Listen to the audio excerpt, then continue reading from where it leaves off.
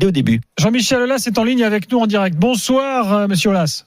Ouais, non, je suis en train d'écouter les propos de Daniel et c'est vraiment désagréable car effectivement il y a eu un changement d'avis et je vais vous le démontrer de manière très précise, monsieur Daniel, parce que vous êtes en train de mentir. C'est pas moi le menteur, je pense que c'est vous. Et je vais vous dire pourquoi la décision a été changée. Les deux capitaines et les deux entraîneurs ont été convoqués dans le bureau de monsieur Buquet. Ils leur ont intimé l'ordre de reprendre. Vous comprenez ça ? Monsieur Buquet n'a jamais voulu reprendre. Si. Il vient de le dire. Mais vous allez avoir... Il vient de le dire. Bon, écoutez, franchement, vous êtes... c'est désagréable, mais en plus... Monsieur Aulas, c'est vraiment... Non, mais c'est grave. Vous n'étiez pas présent. Essayons de nous parler calmement. Enfin, monsieur Buquet vient de parler sur Amazon. Il n'a pas dit ça. Il a dit, on vient de vous le dire, in fine. Il a pris une décision devant le préfet. Le préfet va vous l'écrire. Donc ça veut dire que là donc monsieur Buquet si vous continuez à dire ça, Daniel.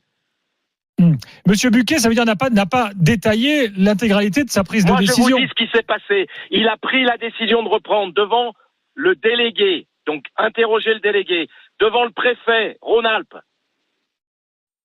Et ensuite, il a changé d'avis. Le préfet, devant la procureure, interroger la procureure, devant le DSP, interroger le DDSP, devant Pablo Longoria.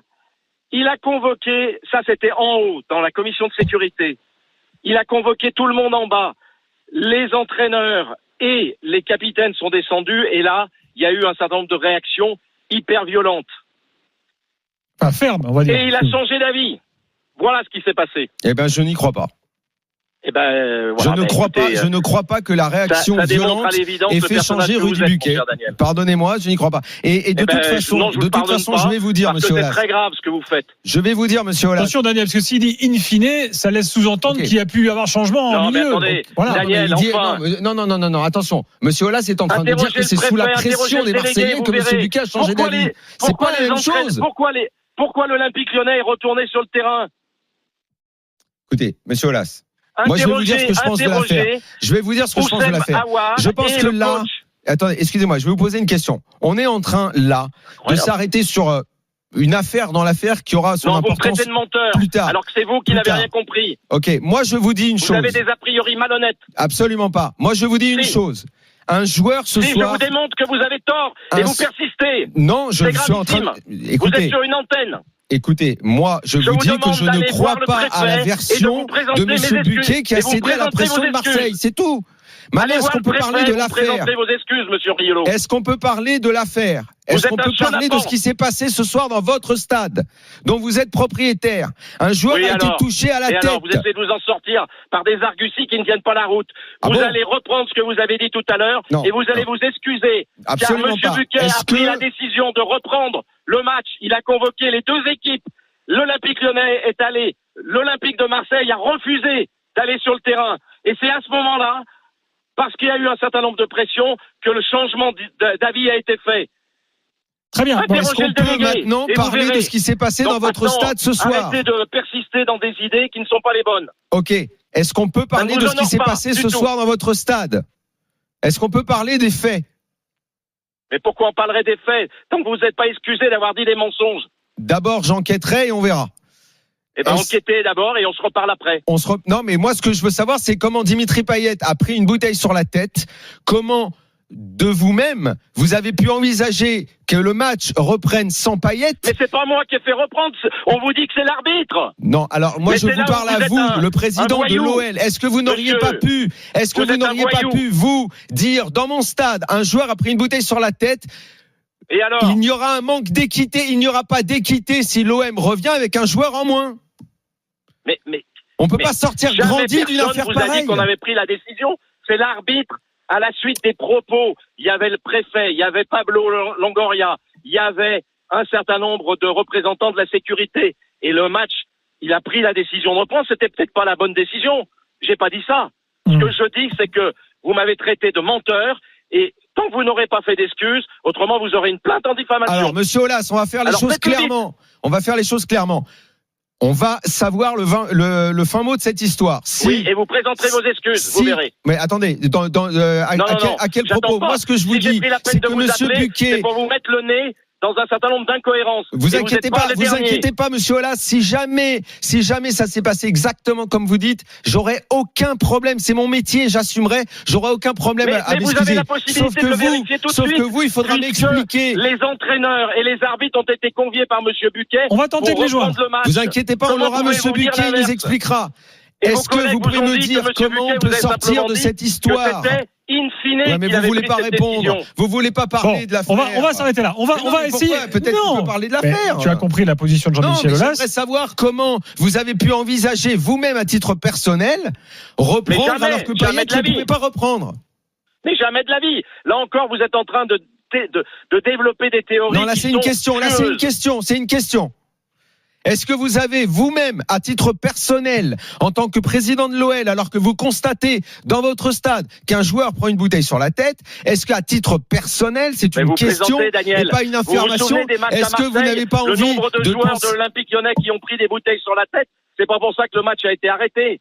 Et en aucune manière, je n'avais une possibilité de reprendre le match. Moi, je ne suis absolument pas intervenu.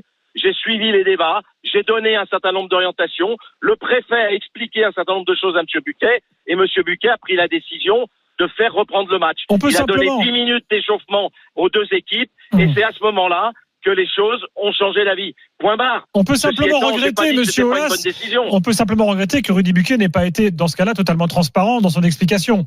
Parce qu'il s'il n'a pas été, encore une fois, c'est pas de mon fait. Moi, je suis allé chez Amazon, j'ai donné exactement la version des faits. Je suis allé en conférence de presse, j'ai donné exactement la version des faits. Demandez à votre correspondant qui était présent, qui m'a interrogé. Donc, M. Buquet a menti, alors. Et je vous interdis de dire des choses différentes de la réalité. Mais vous pouvez. Il y a une réalité évoquée par M. Buquet. Et quand M. Buquet, il a présenté sa réalité. Comme il l'a fait sur votre antenne, c'est normal que j'appelle, c'est normal que vous me preniez, et c'est normal qu'il s'excuse. Merci monsieur Aulas en tout cas d'avoir appelé l'after. Vous êtes toujours le bienvenu chez nous. Parler de l'affaire. Et arrêtez ce genre de polémiques qui sont des polémiques qui ne vous mettent pas en valeur et qui font que derrière il y a des incidents plus graves. Nous on souhaite évidemment qu'il n'y en ait aucun d'incident, bien sûr. Merci, merci Jean-Michel Aulas. Bonne soirée du groupe Ama Stadium. Bonne soirée. Non, mais Daniel, attention, moi je pense que là Rudy Buquet n'a pas été, ou alors il a pas voulu rentrer dans les détails. Mais écoute, il n'a pas menti, il a peut-être pas tout dit. Voilà, il a sans doute pas tout dit. Moi, je t'ai dit tout de suite, prudence. Donc, sous la pression d'un président, c'est l'arbitre qui est un menteur. Ok, très bien, pas de problème. Mais Daniel, il a dit in fine. Moi, je pense que Rudy Buquet n'a pas détaillé assez ce qui s'est passé. Moi, voilà. Je le dis.